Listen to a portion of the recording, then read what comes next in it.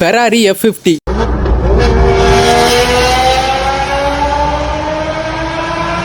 இது ஃபெராரியோட ஒரு legendary car. இந்த காருக்கு பின்னால ஒரு எமோஷனல் ஸ்டோரி இருக்கு.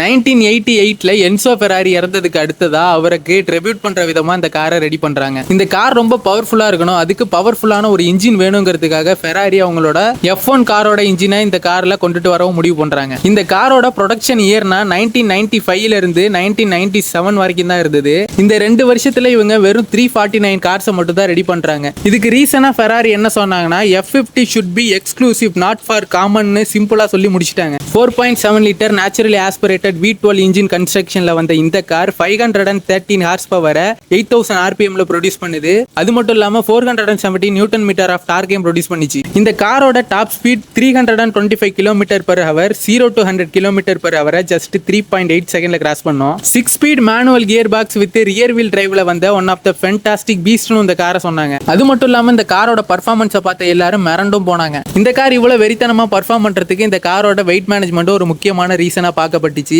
இந்த காரோட ஓவரால் வெயிட் எவ்வளவுனா 1230 kg தான். இந்த கார்ல பெருசா ஒன்னும் எலக்ட்ரானிக் சிஸ்டம்லாம் கிடையாது. இந்த கார்ல டிராக்ஷன் கண்ட்ரோலும் கிடையாது, ஏபிஎஸும் லிமிட்டட் தான். இந்த காரை கண்ட்ரோல் பண்றதுங்கிறது டிரைவருக்கு பெரிய சேலஞ்சும் கூட. அப்படி இருந்த போதும் கூட இந்த காரை வெறித்தனமா ஓடின டிரைவர்ஸும் இருக்க தான் செய்யறாங்க. இந்த கார்ல யூஸ் பண்ண F1 V12 இன்ஜினோட ஸ்கிரீமிங் சவுண்ட்ல ஸ்ட்ரீட்டே அதிரும். அப்படியாப்பட்ட ஒரு அரக்கம் தான் இந்த கார். பர்ஃபார்மன்ஸ்ல மட்டும் இல்லாம சவுண்ட்லயும் இந்த கார் எல்லாரையும் அலறவும் விட்டுச்சு. ஃபெராரி கிட்ட இருந்து வந்த வெறித்தனமான கார்ல இந்த காரும் ஒண்ணு. அதனாலவே இந்த காருக்கு ஏகப்பட்ட ஃபேன்ஸும் உருவானாங்க. அது மட்டும் இல்லாம இந்த கார் ஒரு ரேர் அண்ட் கலெக்டிவ் காரும் கூட. இப்ப கூட இந்த காரை வாங்குறதுக்கு ஏகப்பட்ட கார் கலெக்டர்ஸ் வெயிட் பண்ணிட்டு இருக்காங்க. ஆனா இந்த காரை வாங்குறது அவ்வளவு ஈஸி இல்ல. கடைசியா இந்த காரோட ஃபேன்ஸ் யாராவது இருந்தீங்கன்னா கமெண்ட்ல சொல்லுங்க, நானும் தெரிஞ்சுக்கிறேன்.